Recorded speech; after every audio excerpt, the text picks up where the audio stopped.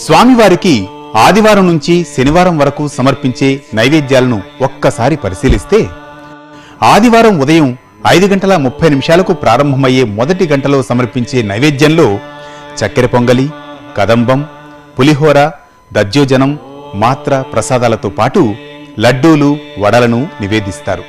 ఈ ప్రసాదాలను బేడి ఆంజనేయ స్వామివారితో పాటు ఆలయంలోని ఉపాలయాలకు పంపిస్తారు. ఇక ఉదయం 10 గంటలకు 2వ గంట నివేదనలో పెరుగన్నం, చక్కెర పొంగలి, పులిహోర, మిరియాల పొంగలి, సీర, శేఖరాబాద్ నైవేద్యంగా సమర్పిస్తారు.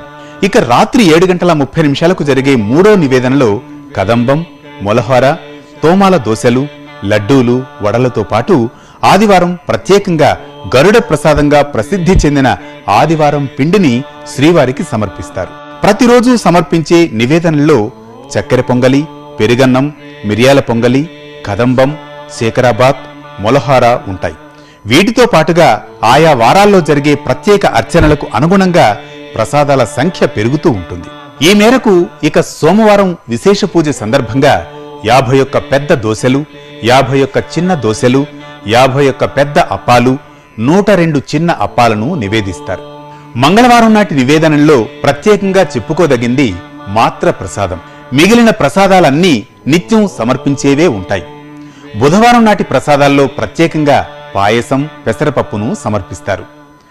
గురువారం నాటి ప్రసాదాల్లో ప్రతి నిత్యం సమర్పించే వాటితో పాటుగా తిరుప్పావడ సేవను పురస్కరించుకుని జిలేబీ, మురుకు, పాయసాలను నివేదిస్తారు. శ్రీవారి అభిషేక సేవ జరిగే శుక్రవారం నాడు స్వామివారికి ప్రత్యేకంగా పోళీలు సమర్పిస్తారు. అలాగే శనివారం నాటి నివేదనలో కదంబం, చక్కెర పొంగలి, పులిహోర, దధ్యోజనం, మిరియాల పొంగలి, లడ్డూలు, వడలు, సీర, శేఖరాబాద్, కదంబం, మొలహార, లడ్డూలు, వడలు, తోమాల దోశలను శ్రీవారికి నివేదనగా సమర్పిస్తారు. ముల్లోకాలను ఏలే జగన్నాథుడు శ్రీ వెంకటేశ్వర స్వామికి నివేదించే పదార్థాలు షడ్రసోపేతం. ఆ స్వామికి సమర్పించే ప్రసాదాలను స్వీకరించే భాగ్యం దక్కడం మనందరికీ మహద్భాగ్యం. ఓం నమో వెంకటేశాయ.